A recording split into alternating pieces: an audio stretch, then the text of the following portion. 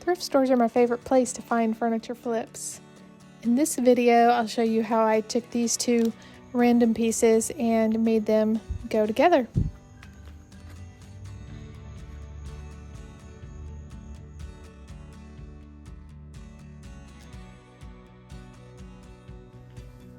I found this little piece first, and I'm not sure what it was originally intended to be, but I thought it could be either a nightstand or an end table, so I went ahead and picked it up because I got it for only 10 bucks.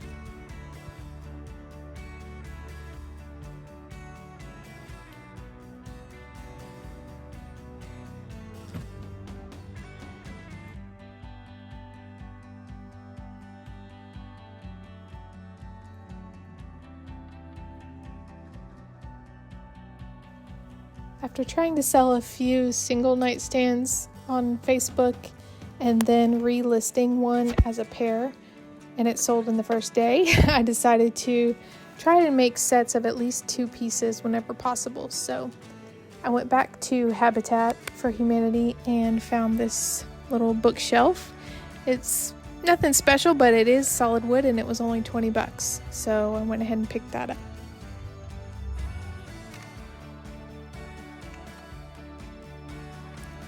As always, my first step was to give it a good clean. I like to use Crud Cutter.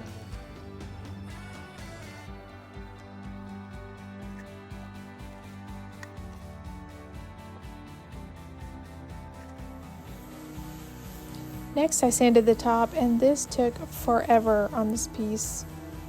Several sanding sessions over several days. So in hindsight, I should have probably stripped it first. Or now I have some more powerful sanding pads, so hopefully next time it won't take me this long.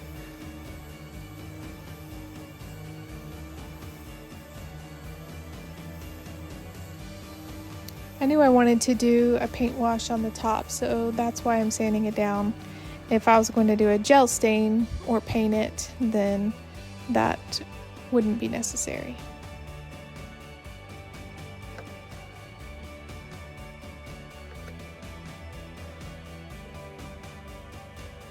In order to give it a little more updated modern look and to match the bookcase better, I wanted to straighten out these curves on the base. So I went ahead and used my jigsaw to do that on the front and both sides.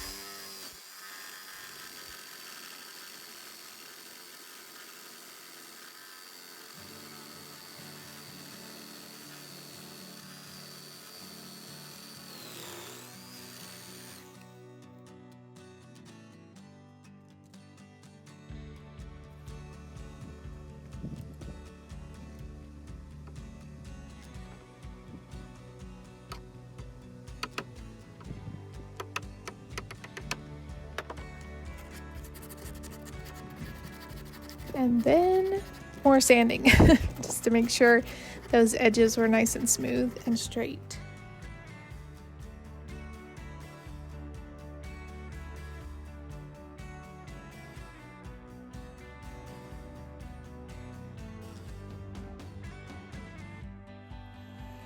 Here I'm using my detail sander. This is my multi-tool that has a couple of different attachments, and one of them is this detail sanding attachment, which is really handy for getting in those tight little spaces.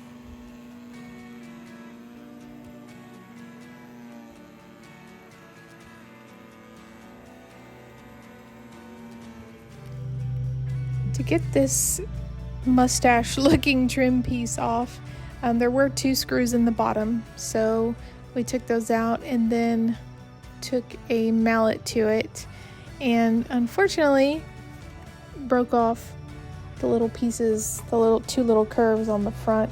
So we had to find a way to attach that since it wasn't really an area where I could put clamps. So used some wood glue and some ingenuity and got that fixed, no problem.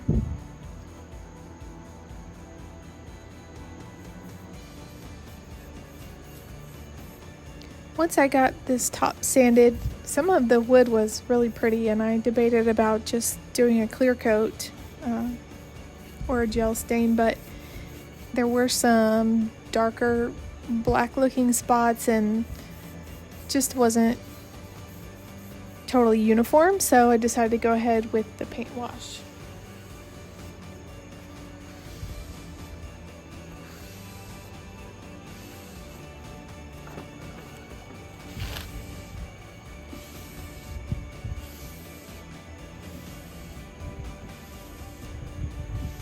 The paint wash is just a mix of paint and water, and it's really up to you how much of each, depending on how translucent you want it, but it kind of works more like a stain. So you mix it up, brush it on, and then depending on how dark you want it or how much paint you want to show or how much wood you want to show, you can let it sit or not, and then you can either wipe it back or not. So it's really just like a stain. You just have to kind of play with it and see what you like.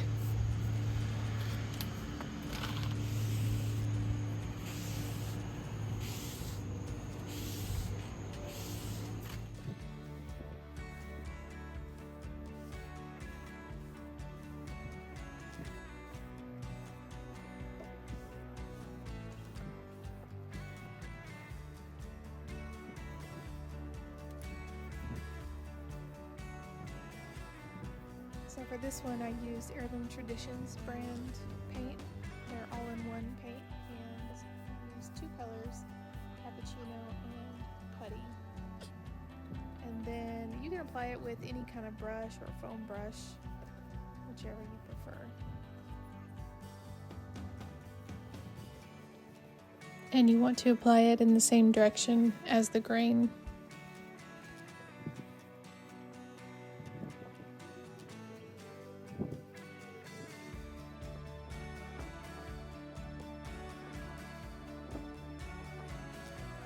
I usually don't let it sit for very long. I work in small sections and then wipe it back because you can always add more to make it darker.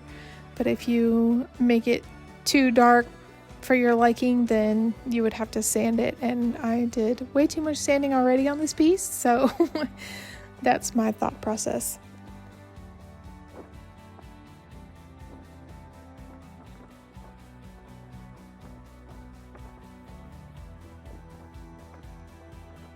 Here it is after it dried, and I like the way it looked with just the one coat, so I'm going to leave it at that, and then I will add a clear coat later to protect it. For both pieces, I started with the color London, and I know when I tried it in my kitchen, it looked more blue than green, and I really wanted to go for more of a green, but I decided to go ahead and try it anyway, and it definitely did look more blue. So later on, I mixed a couple of colors to get the more green color that I wanted.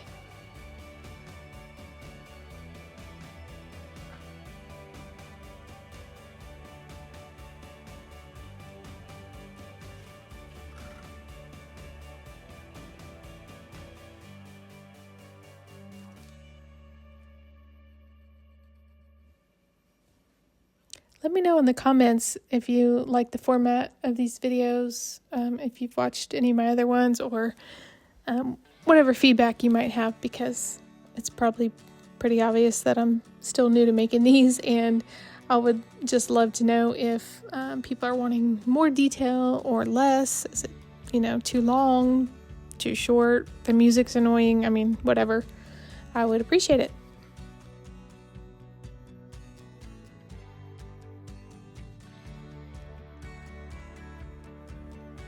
I knew that I wanted to do the shelf in the paint wash to match the top on the smaller piece, but I wasn't sure about the inside on the side walls, what I was going to do with those yet, but I did go ahead and end up painting those as well. So here it is with one coat, and you can see why they call the first coat the ugly coat. It definitely is ugly, but it's okay. Your second coat is going to go on much better now that it has more paint to stick to.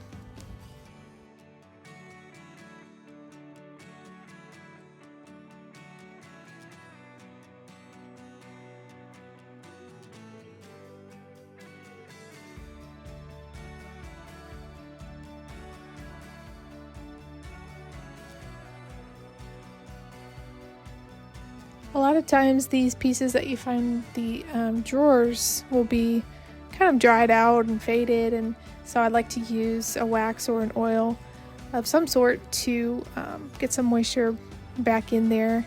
And this one actually comes in several different scents, so that's nice too. If the piece might have a little bit of a funky smell, this can help. And then I also use it on the drawer glides, so the drawers will work better.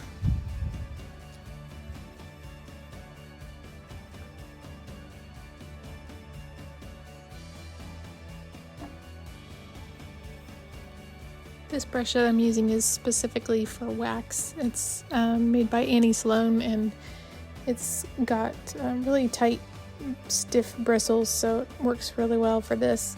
But if you don't have that, you can just use a rag.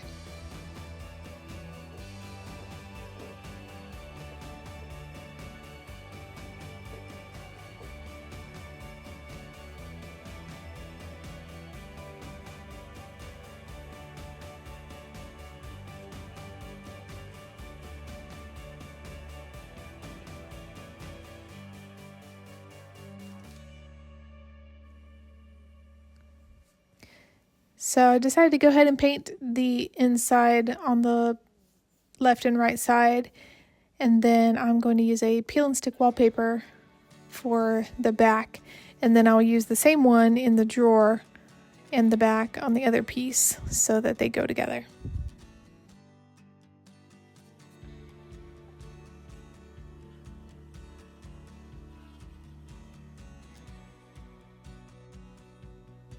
A lot of people will fill all the holes with the wood putty or whatever they use before painting, but I find that it's easier to see them on a dark wood piece after I've applied the first coat of paint.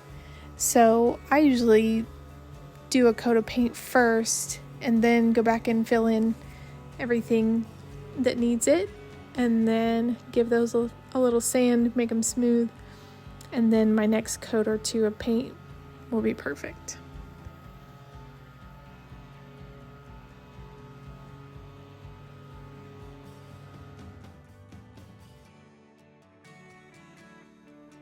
So I was debating on the sides of this smaller piece whether or not to try and straighten those out. They were kind of strange looking, but I knew it was going to be hard to get straight, clean cuts that matched on both sides. But my husband talked me into it, so we went ahead and did it, and it's not perfect, but I think it turned out good and matches the bookcase better.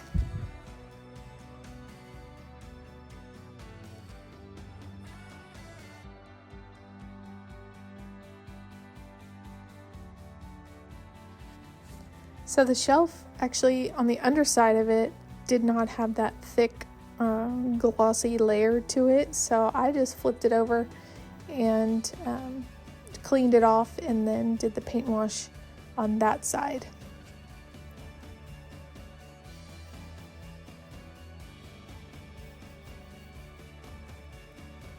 And again, I'm just working in small sections, painting it on and wiping it off as I go, but if you've ever tried this and you found a better technique, just let me know in the comments.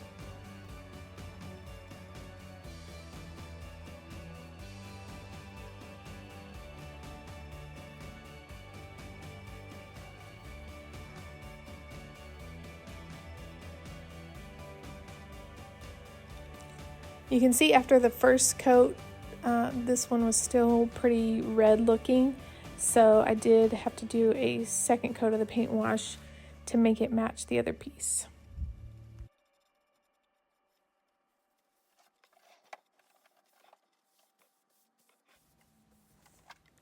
I tried to do the paint wash on the front edge without sanding just to see if it would work, and it definitely did not. And so then I thought, rather than sanding it and then paint washing it, I could add the gold spray paint so that it would tie in with the hardware on the smaller piece.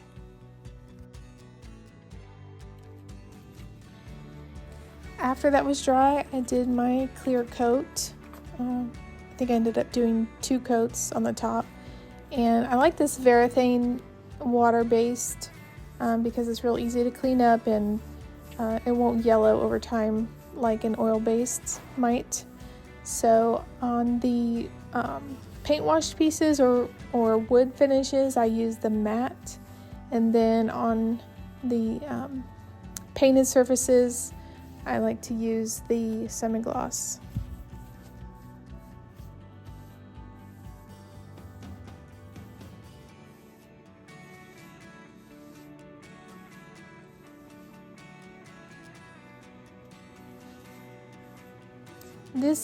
I found best to use a foam brush or like a sponge type applicator if you have that.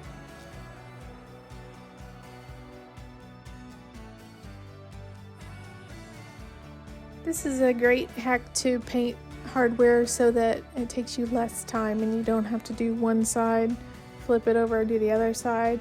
Or in this case, like the handle would be covering part of what I'm painting, and so I was afraid it might be uneven if I did that. So I took these wooden skewers, stuck them in this cardboard box, and then just in a position to where the handle would stay up on its own.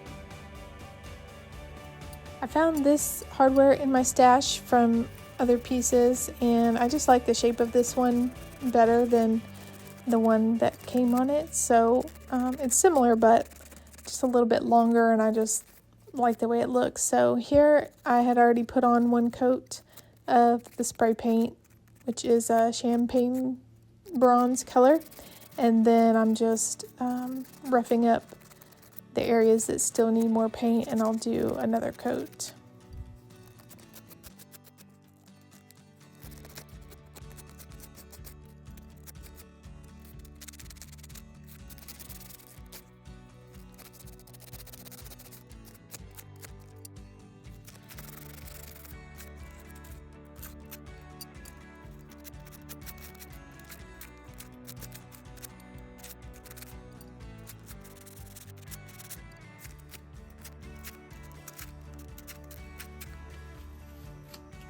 I chose this wallpaper with this pretty leaf design, and it has multiple shades of blues and greens, so I just thought it would be a perfect match no matter what paint color I ended up with after my mixing. It was inexpensive on Amazon, which is great, but it also was a little bit more fragile than other brands I've used. It was a little bit thinner, so whenever I was trying to use my fingernail to press it down in the corners really well before I cut it, my nails actually went through it. So just keep that in mind if you end up using this brand, which I will put everything down in the description.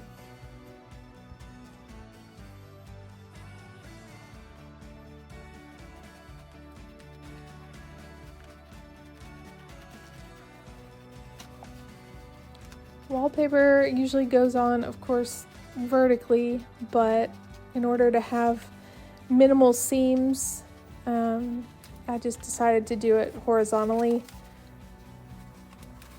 which did make it a little more challenging to match up the pattern. And at first I was thinking with this pattern, maybe it wouldn't even be noticeable if I didn't match it up exactly, but once I held it up there, I was like, no, I have to match it exactly. So you do end up with a little bit of waste when you have to do that, but I just figured that was the best way on this piece to do it, and the spot where the seam ended up was going to be right under the shelf, so even if it wasn't an exact match, it would be fine.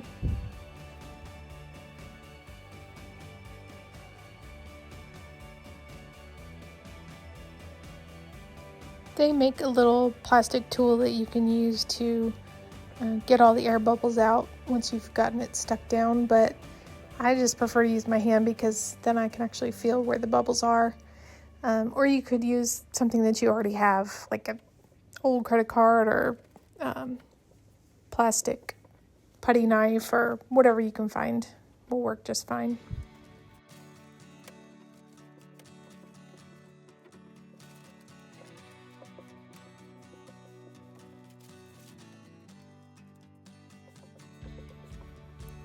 Every brand of this peel and stick that I've used is has been pretty forgiving, so if you have to pull it off and reattach it a couple of times, it's fine. But just try not to let it stick to itself because that is a nightmare to get apart without ripping it.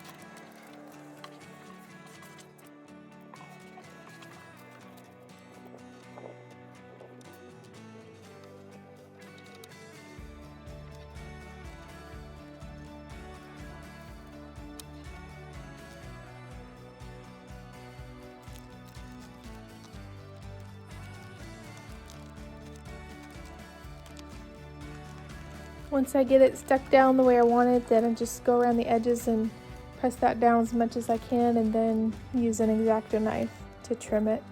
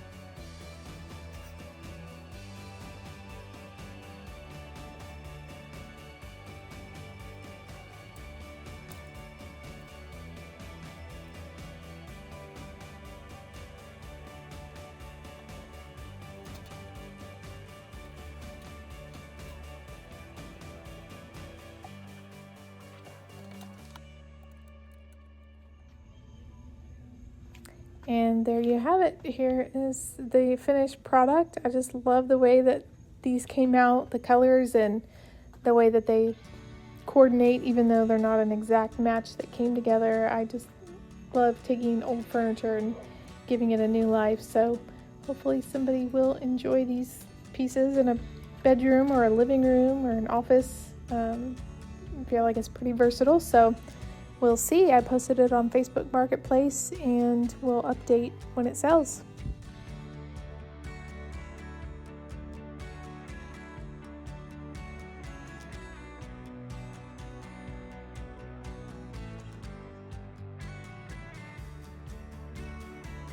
Here's a reminder of the before and after. So let me know your thoughts in the comments, and thank you for watching.